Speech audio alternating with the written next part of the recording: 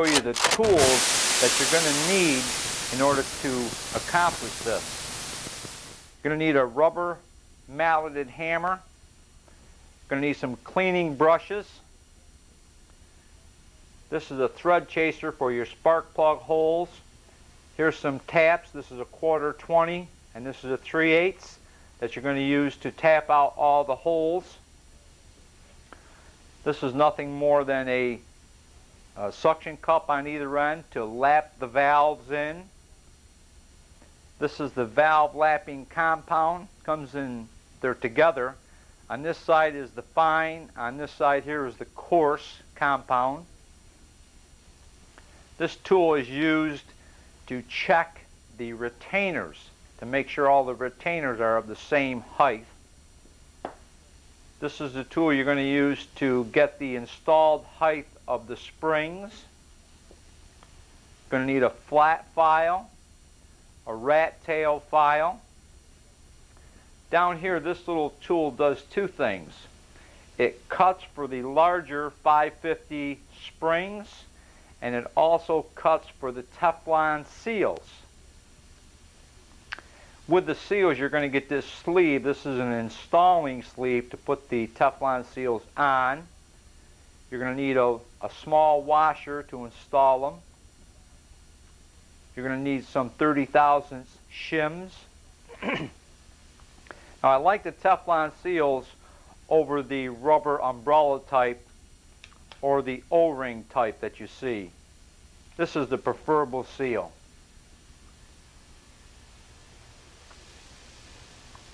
This tool here, you're going to need a 5/16 drill, and this particular tool here is used to elongate the push rod holes. You're going to need some measuring devices.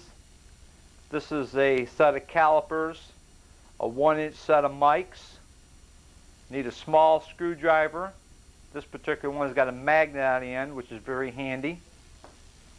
You're going to need a torque wrench.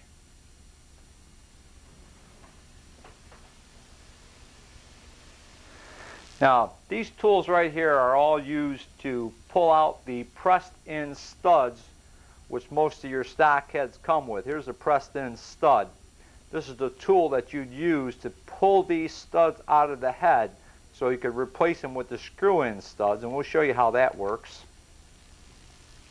Once the stud is out, you'd use this cutter to cut the bosses down to get ready to drill them. This is a 3/8 drill. You'll want a 1/2-inch drill to take off the burrs off of the top there. This is the tool you're going to use with this tap to put the threads down in a hole. Now your head is able to accept the screw-in studs and the guide plates. You're going to need some Q-tips, some Loctite, a good brand of Molly lube.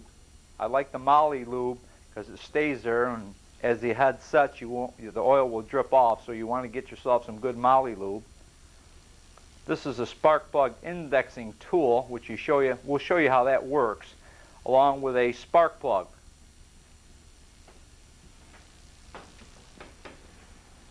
Now, for these last tools I'm going to show you, this is nothing more than a 2x4 with some holes drilled in it. Each time I finish an assembly, such as this exhaust valve, the spring height, the retainer, and what shim goes underneath it, I put it on the board so I can tell where it goes in. On the front of the board I put, this is the front passenger's #1 head. I stamp my heads 1 and 2 so I can keep track of them. This is a vacuum pump right here. After you get through lapping in your valves, you put this down over the cylinder, you pump vacuum into it. If you've got a faulty valve job, it'll show up before you put the head on the car. In the past, people have used lacquer thinner, water, things of this nature to see if the valve job was secure or not. This is a handy little item, this vacuum pump, because air is thinner than water or lacquer thinner. So if you do have a bad valve job, it'll show up before you put the head on the car. This is a big C-clamp to clamp your springs down so you can get your retainers and keepers in. This is a spring tool. You'd put your spring in here, bring it down to the appropriate height, that the installed height that you're going to be using. On the bottom here, it'll come up and tell you how many pounds of pressure. I'll give you an example. At 1,880, how many pounds of pressure do I have? These particular springs come out to 125. So that's where you would be using this tool, and we'll show you how to do that.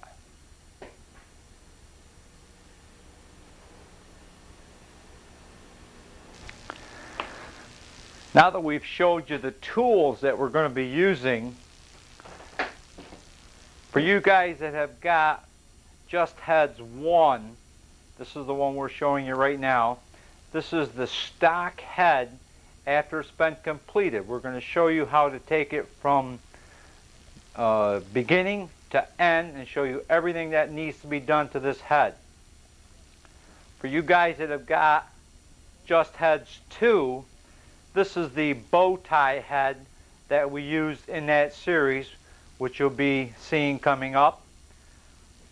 For just heads 3, this is the famous Brodak heads. You can see it's not together. We're just getting ready to put this tape together, and we're going to show you how to do these Brodaks. I wanted to get up just a little bit closer because I'm going to give you a sneak preview of the different heads. I want to bring it to your attention now. You don't want to mix and match things here. Each one of these heads, even though it looks the same, the pieces are totally different, and we selected the pieces based on the use that we were going to be putting them through. These have got the Comp Cam Magnum roller tip rockers on them. These have got the stainless steel roller tip. In other words, even though you look at a head and you see all the pieces in place, you may think that it's okay to put anything together. We're going to show you, based on application, the right piece to use for the right application. Okay, let's get started on doing this head. First thing I want you to do is, there's that pressed in stud, and I'm going to show you how to remove it. Now what you're going to be looking for at this point is there's going to be about another 9/16 of an inch of metal around this. You're going to want to check both sides, this side and this side, to make sure that there's no pin. I told you before, some guys pin these. Now once you've determined that, you're going to take, here's the tool, you just slide the collar down, screw it all the way down in place, take your nut, and as you turn the nut, it'll turn on this bearing, and it'll actually pull that stud right out of there.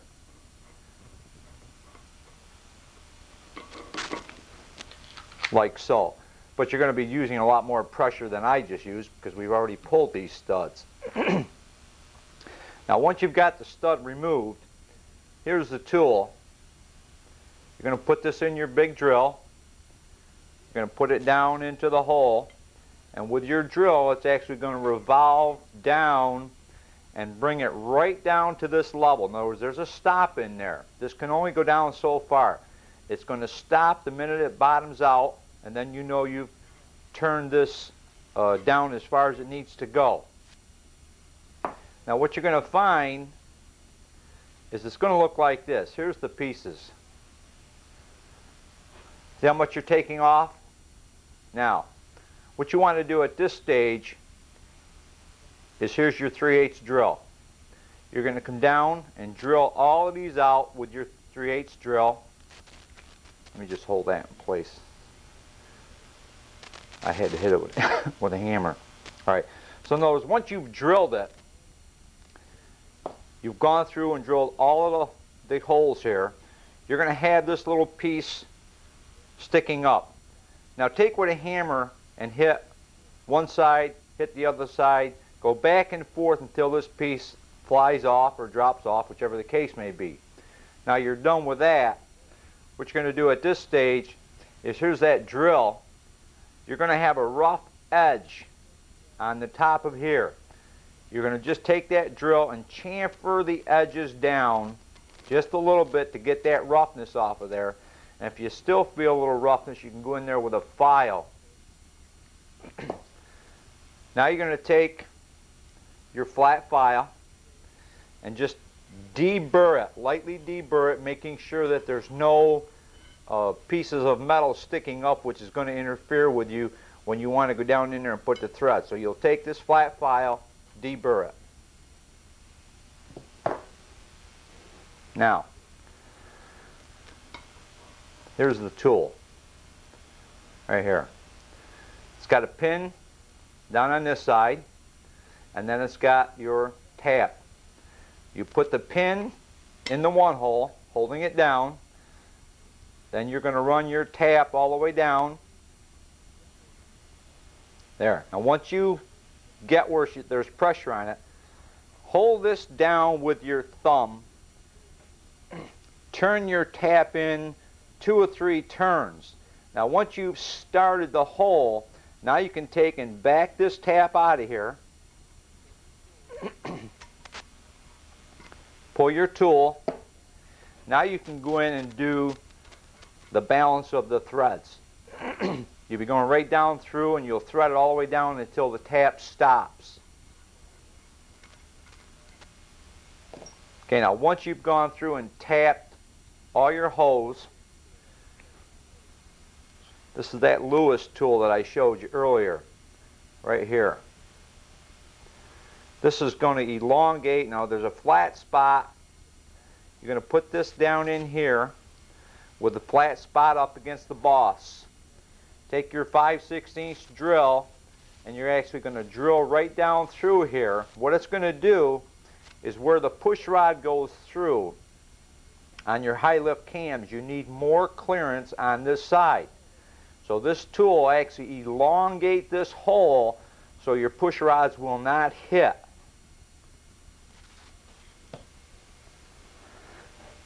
Now you're essentially done with your screw-in studs at this point. Now you're going to want to take, and here's that tool that I showed you. This is going to cut for the larger springs and also for the Teflon seal. Now the first thing you want to do is you take 30 thousandths shims and you put them down in the stock location. Can you see that? Right there. All the way down through. Take these shims, just put them down in there. Now take your tool, put it in your big drill, and you'll just start revolving it around until it comes all the way down, and it won't go any further because it's going to ride on that shim that you put in there. This is going to do 2 things for you. It's going to give you a 30 thousandths gap so you don't run into any water jackets in this head. This is an old style head. It's not a new style head, and there's water jackets up in here. So that's the reason why you want to use a 30 thousandths shim, to keep you out of the water jackets.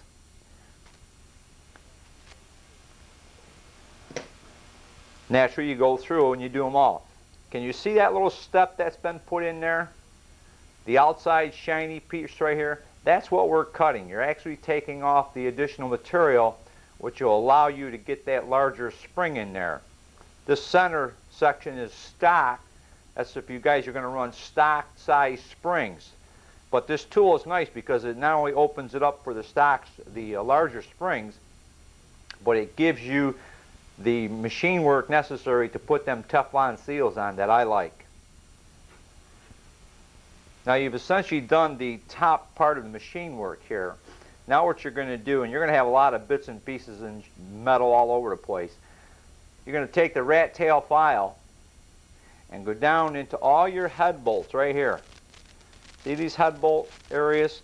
You'll find that the stock head bolts do not use washers, so they have a tendency to flatten out these insides. And what I want you to do is take that edge off the top of that head bolt on all of them. You don't want any resistance as you're putting these head bolts down, so you can get a true torquing sequence on here. Now you're going to take Here's the taps. You're going to take and tap all the holes that you see in the heads. On the intake side, on the exhaust side over here, on the front where you've got alternators, on the back if you've got ground straps. Now here's one. Make sure you tap these valve cover bolts here. You'll find a lot of debris down in there. Over a period of years, the guys that have used silicone and whatever else, this will take you a couple, 3 times to get these clean. But that was the reason for the taps that I had showed you earlier. Let me just flip this. I want to make, well, I'm not going to flip it. I'm going to show you. This is a tap for the spark plugs. It's nothing more than a thread chaser for each, the smaller plugs and the larger plugs. Now what I hate is when I want to screw a plug in and I've got to sit there and use a wrench because the threads are all gummed up.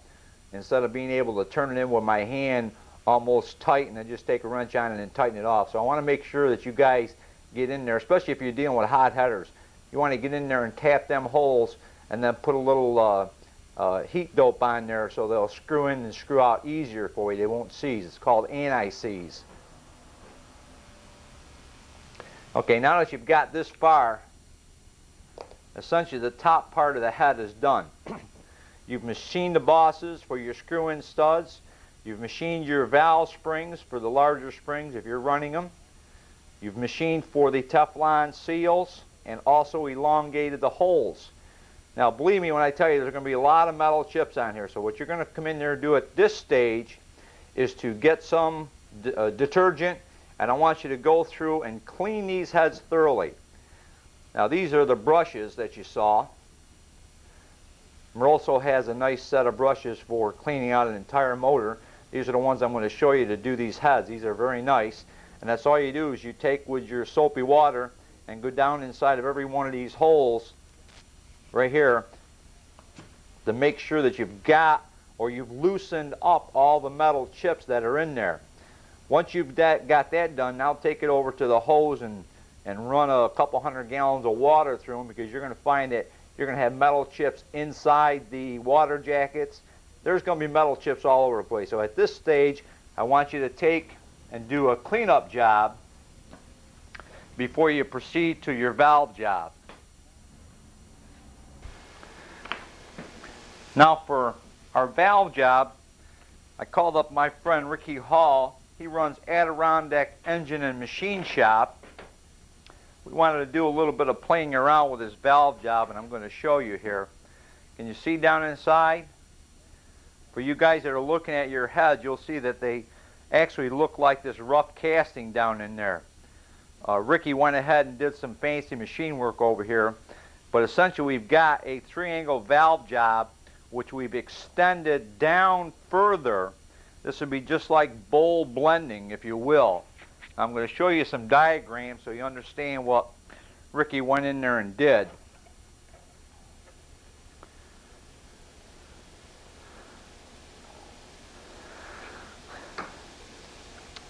Now this is the exhaust valve seat, which we'll show you. I just want to go over it so you understand. Let me move it up a little bit. There we are. The exhaust valve, so this way if you guys have got your pencil and paper out, you could make a rough diagram and copy this down. He went in and made a top cut of 30 degrees. He went in there and kissed. I've got to say this also. These were the smaller valves.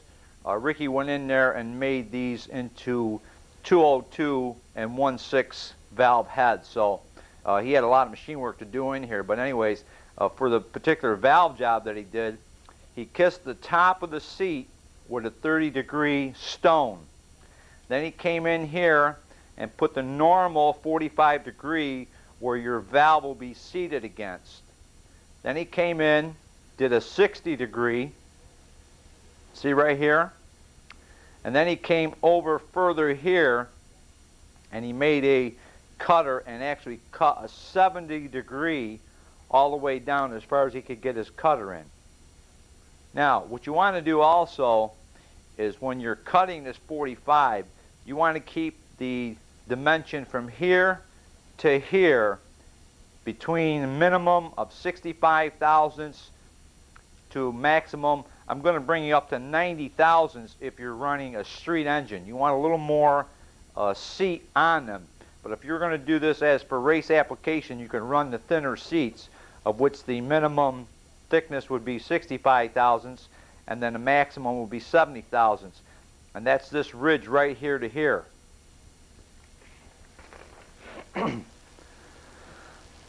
Now on the intake side, done the same thing.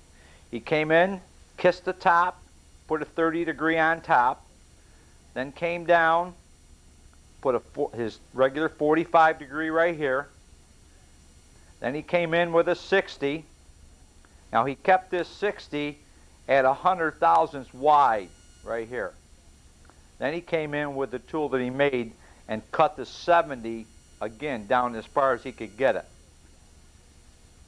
Now this particular seat here on the intake side, we kept it between 85 thousandths to 90 thousandths. You could actually go to 100 thousandths wide seat. That's this portion right here if you were running on the street. You can narrow the seat down for race applications. You want the heat from the valve to be transferred to the head, and that's the reason for the wider seat on the street. Now the valves themselves, this is the exhaust side. Now he took on the front of the exhaust valve right here on the face and put a back cut of 30 thousandths. See right here? Now here's the side of the valve right here. You want to make sure that you've always got, this is at a 90 degree angle, and you want at least bare minimum of 70 thousandths wide here. After you've done a few valve jobs on these valves, they'll start to thin down on you. But you don't want to go any lower than a 70 thousandths seat, and you can work it, and the new ones are anywhere from 80 to 90 to 100 thousandths wide right in here. That's how you can tell how much wear and tear and how many valve jobs these have actually had. There's the standard 45, the mating surface. That's for the lapping operation that we're going to do. There's the 30 degree. There. Now you're going to see some valves, I don't know what you're running, some valves are thinner in here. The radii has been cut back to allow them to flow more fuel. There'd be a shorter radii in here. You'll see that on Just Heads 2 and Just Heads 3. But for the street, we're going to be running the thicker valves.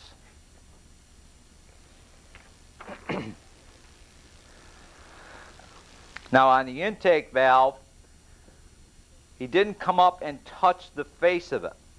In other words, this face is at a 90 degree right here, here to here. It's a 90 degree face, making sure that you've got at least that 70 thousandths distance from the top to the side here where you've made your cut. Then you're going to have a 45 degree angle at your lapping surface. You're going to keep that between 85 thousandths to 100 thousandths wide. 85 would be for race applications, and 110 thousandths would be for a street application. Then you come in and back cut it right here, put that 30 degree back cut on to bevel it down so the fuel will go in and out easier by back cutting these.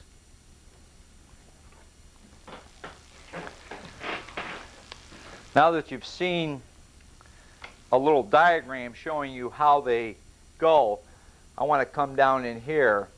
You see it? Can you see all this shiny surface? This top one right here is the 30 thousandths back cut. Then the next one is your 45 degree seat. And I'll flip this head so you can see the difference, what you're looking for when you actually lap these valves in.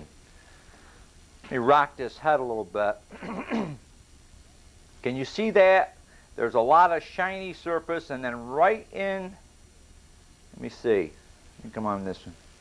Right in here, just where my fingernail is, you see that dull That dull surface right there is what you're going to be looking for as you're lapping the valves in. Now, here's the intake valve. There's that back cup. Yeah, see how shiny? Then to the side, let me see if I can get it. Can you see that dull surface? See the dull? That's your 45. Now I left the edges dirty. This way you can get a better idea of what you're looking for. This edge right here is the dirty edge, so you can distinguish between them. Okay? Now that's your intake valve. Slide that down. It's this cylinder that belongs in. And here's the exhaust valve. Now if you were running race type valves, this surface in here is a lot shorter. You're not going to get that big of a lip, this 30-degree lip. You're not going to get a big lip like that, because on your race valves, all of this material in here is swirl polished out of there. They actually flow about 40% more fuel than this particular valve. But for the street, these are excellent valves. Now, let me see if I can get the light just right here. There. See the shiny? They're grayish-like, and then the shiny again. That's what we're referring to when I tell you we're going to lap these valves in. Okay? Now what you do, here's the coarse and then the fine grit grinding compound. You're going to take this with your finger, put a generous amount all the way around this valve. You're going to take and put a good amount of, and you're going to go in there first with the coarse, and you're going to set it down in there. Put your little suction cup on it and go back and forth. Whoop. Get it good. You're going to go back and forth like that. When you tap it like that, it'll allow the compound to get down on the seat. So as you're going, you're going to be doing this. Once you get that done, you take the valve out, and now you look for that gray surface that I showed you right here. Once you can see a nice ridge of gray, you're using the coarse compound, and you're going to hear a very gritty sound as you're going around on here. Now when you purchase this, you're going to get the coarse and the fine. Now, we tried doing a valve job just with the coarse, and the valve job turns out okay. You get 2 cylinders that are perfect, and you get 2 that pass. I don't want you to start doing any shortcuts here. After you've gone through and done all your valves with the coarse, you clean out your seat area, you clean off your valve. Now you come back in there with the fine. I want you to come back and use the fine. A lot of guys feel that because it passes, it's okay. We're not here to cut corners. We're going to do it right the first time. This way we know everything is perfect when we put this motor together. But that's what you're looking for. You're looking for that gray surface here and the gray surface right here. The valve job has been done and done properly. Now you're going to go ahead and clean all of that compound out of there. This will wreck a good set of valve guides real quick. This is just like sandpaper in the oil. So what you want to make sure is that you've cleaned all your surfaces up very, very good to get that valve lapping compound out of there. You definitely don't want no sand in here. Now, when we took these heads up to Ricky, he did some surfacing. He just ran them through the belt sander just to clean up the surfaces a little bit. And this particular head needed 4 new guides. The guides were wore. He had to drill them out and put new guides in. So that's something I want to bring to your attention. When you go to that machine shop and he's checking this, make sure he checks the guides. He may have to knurl them. He may be able to just go down in there with a knurling tool and bring them back up to specifications. He may have to replace them. In the case here, Ricky had to replace 4 of these, and then he went in and knurled the balance of them.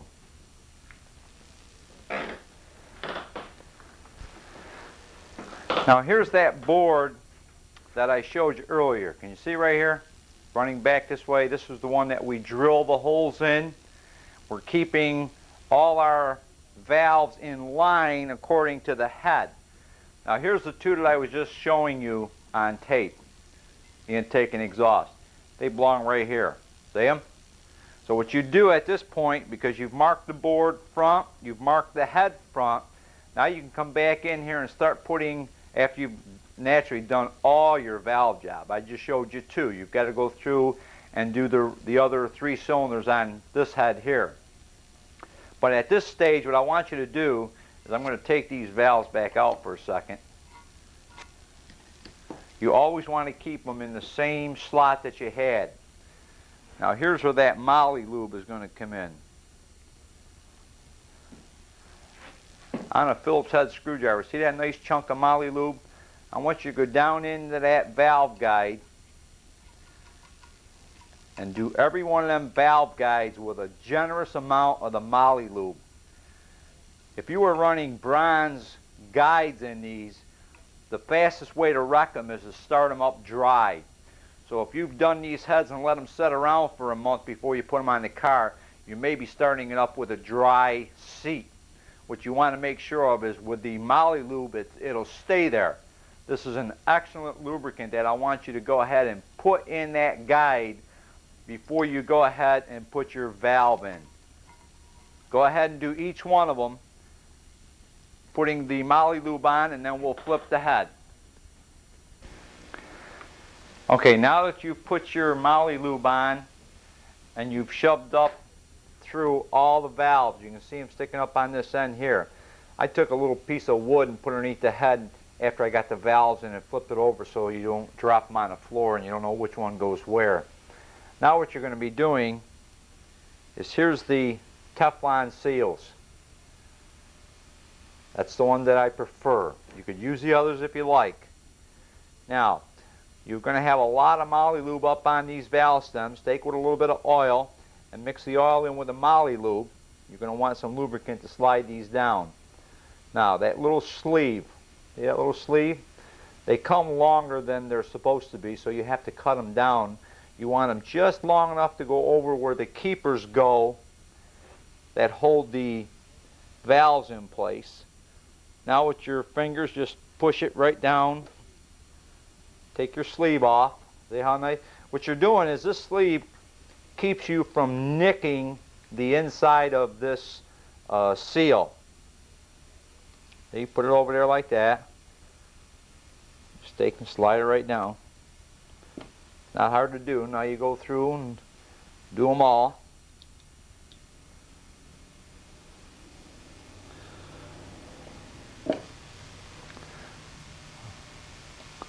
Now let me show you what I've done here.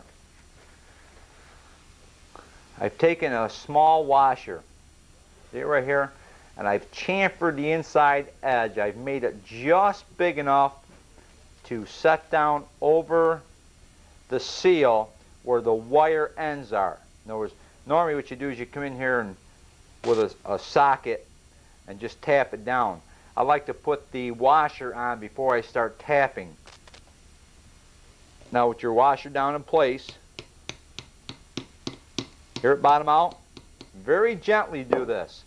If you hit these too hard, you're going to break the seals. In other words, there's a gap here. They don't go down and bottom out. You want to just gently tap them until they stop. Go ahead and do all of your seals right now.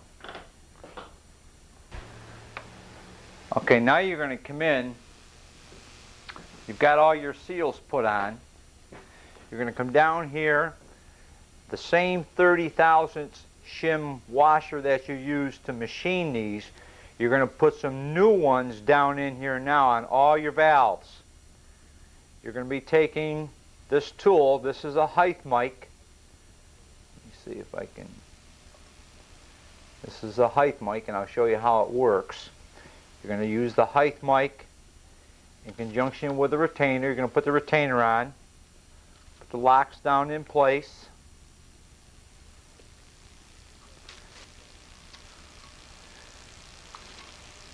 Here's that little screwdriver comes in. I want you to pry up on these locks to make sure that they're seated up on the top.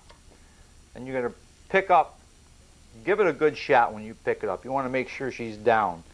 Then you'll turn your height mics and you'll take a reading on this side, which we'll show you. I'm over on this side here. Now you're going to do this with each and every one of your valves because you've got to establish the height of the valve spring. You're also going to take with this tool right here and check. See that retainer on there with the locks in it? You put each retainer on there and you come in and you take a reading. You want to do that on each and every one. I'm going to show you how we did it.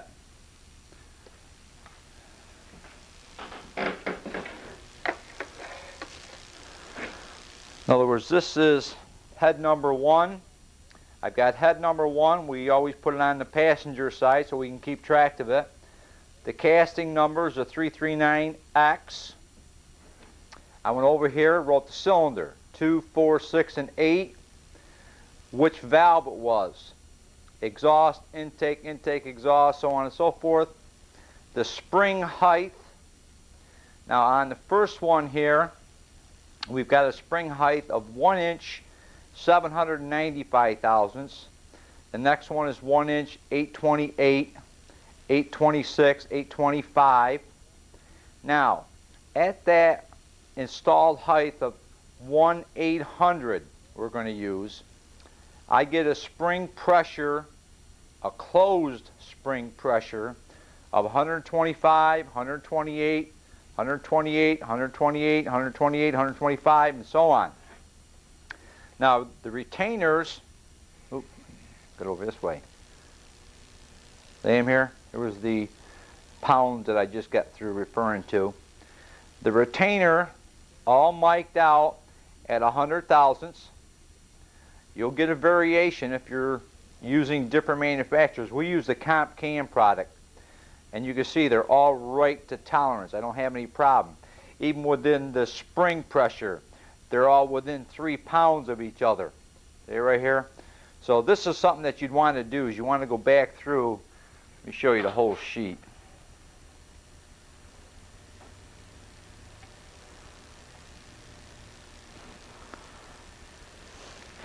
You want to go back through, record, just like I've done here. Now you've got a reference point. Anytime you need to know what you did to that head, you've got it written down, whether it be the spring height, the compression of the spring, the retainers that you used, and so on. You want to keep this as a history on that head. Now, I just want to show you one little thing here. We came out perfect on that head. This head right here, and this happens, whether the valve is ground a little bit too much or where the head is casting is a little bit less. There are several things that can affect this. But on cylinder number 5, the exhaust valve, I had to not only use the 30,000 shim which we put in, but I had to add an additional 30,000 shim because this one mic'd out at 1 inch 845. The other ones were marked out at 820, 820, 810, 815, 822, 825. So you can see you've got to go back through and do each individual spring and valve because that'll throw you way off. That spring will be bouncing all over the place. It wouldn't have enough pressure on it. So that's why we go through and make sure and we double check everything to make sure what we've got before we actually put the heads on. Now that you've seen the paperwork and seen how we did this, let me just take this off. It's just a spiral, it's a barrel type of roll here with your keepers in place. Sometimes this is where that magnet comes in handy. Now as you put the retainer in and you actually screw this out. Let's see if I can, there it is. Now can you see the numbers here? So as you're spinning it, it's telling you your installed height of that spring. That's a little tool that you want because you can see you can get variation between. Now we're going to go ahead and get our spring compressing tool and put the springs together.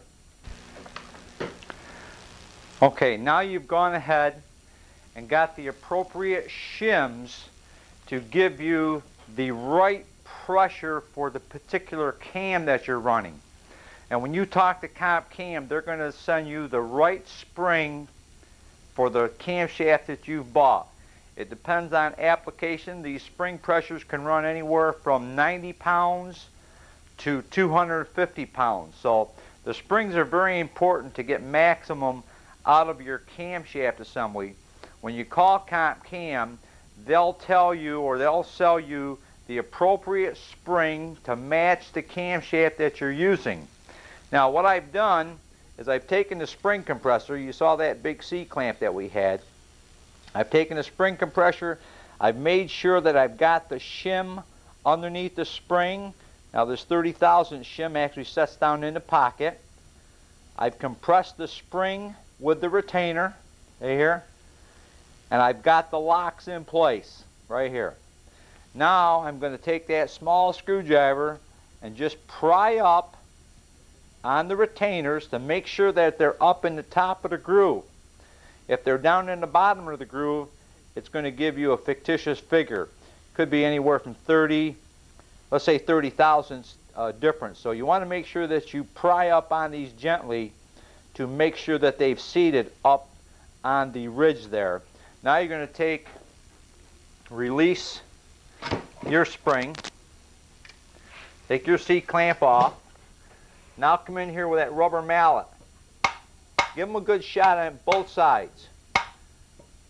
If there's anything wrong at this point, if the keeper wasn't in place or there was something wrong within this assembly, it would be popping out on you. You see it? There's the shim underneath. Here's the appropriate spring, the retainer, the locks. You can look down in. You'll see that they're level. And here's the upper part of your valve.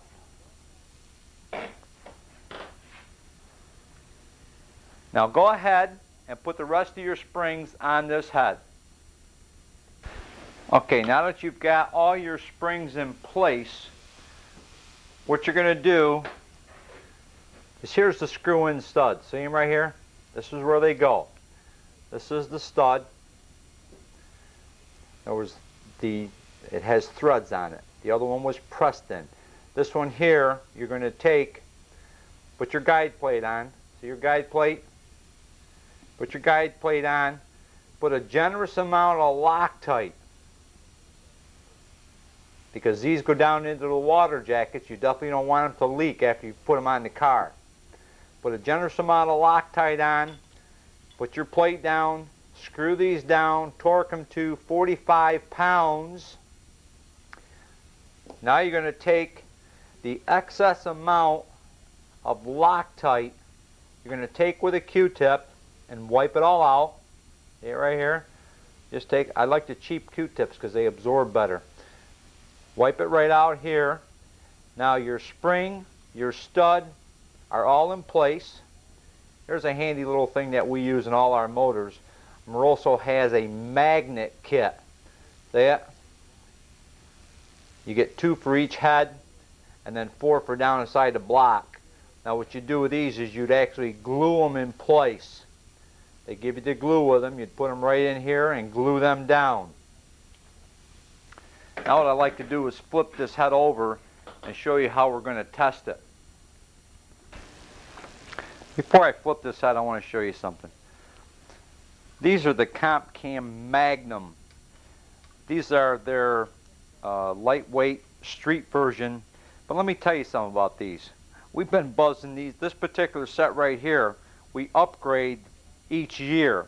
The pieces that you're looking at, we took out of our heads from last year, put all new pieces in this year because we've needed different pressures. But these little buggers here have been up to 72, 7,300 RPMs, and you can still, I've had no problem at all with them. Now what we're going to do is put them on our street version. But I just wanted you to see that these are the Magnum. These are an excellent roller tip rocker. These are titanium. You don't need the titanium. You could run the regular steel when you're on the street. But these are our old set, which we were, there again, last year we were up to 75, 7,600. But we just transferred them from the new heads that we're running this year, and we put them on the old. and they'll work excellent for our application. We'll never have any trouble with these. Now we're just about to the end. What I'm going to show you here is why you've got the head right in front of you here, okay? This is a tool made by Moroso. See this big nut here where I've screwed the spark plug in? What you're going to want to do is you're going to want to index your plugs. What I'm talking about is, you see this electrode right here? Let me see. Oh, you're not going to get a good, that's about the best I can get. You want the open side of the electrode. See right here? You want that facing your exhaust valve. As it's swirled around, you want it to burn as it's exiting. So what you do is you screw each individual plug in and get the appropriate cylinder number up on here. Now what they have is Moroso's got little brass washers that go underneath the seat. This particular plug, let me show you, comes out to be perfect for cylinder number 3. What you do is you take and put the little brass washers here, and they come in various thicknesses, and screw it back in until you get 2, 4, 6, 8, 1, 3, 5, and 7, and so on. But you want to index your plugs, and this is how it's done. Now let's go to testing this. This is that vacuum gauge that I showed you. See right here? Now, you put it on, and you pump it up to 22 inches of vacuum. Okay, I'm right at 22 inches of vacuum. Now, this is holding right at 22. The manufacturer says if the valve job is perfect, it'll stay right there.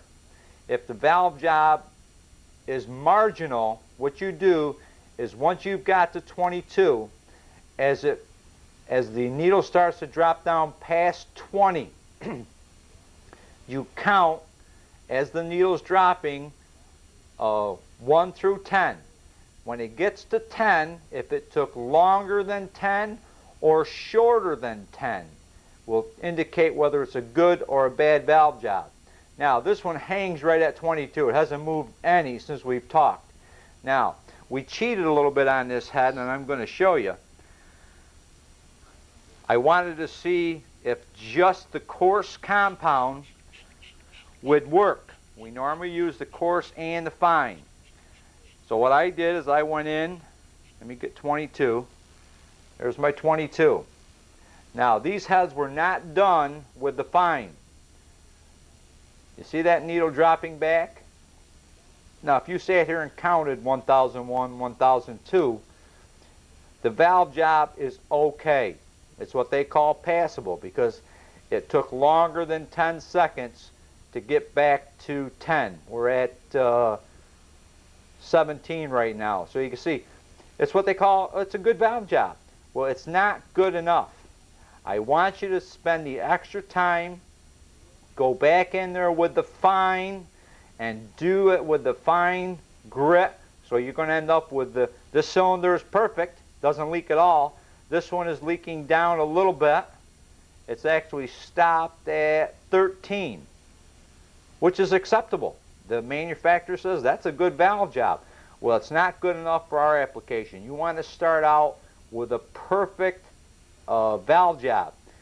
This way you have no question, well, geez, maybe if I had spent a little more time. Now is the time to do it. Now we're going to go back in and redo this cylinder. That's why he says, I had this one was good, this one was okay. The next one was good, the next one was okay. We're going to go back in and take those two apart and redo them. I don't want to sit there and, well, geez, maybe if I did it this way, or do it right the first time, and this way you won't have to worry. I want to bring one thing to your attention before we go here. This is the head that I just showed you where we're going to go back and redo these two valve jobs here because I wasn't happy with them, and I don't want you to be happy with them either.